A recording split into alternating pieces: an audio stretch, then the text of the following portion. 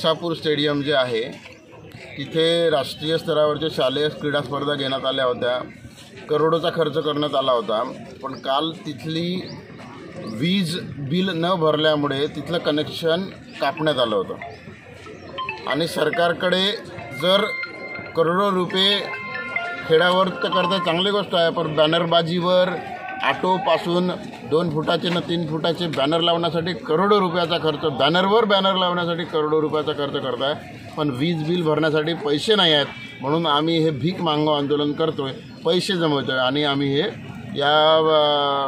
यांना आपण देणार हे वीज बिल भरण्यासाठी सरकारला आणि क्रीडा अधिकारी आहेत ज्यांना आणि या प्रशासनाला चंद्रपूर जिल्ह्याच्या.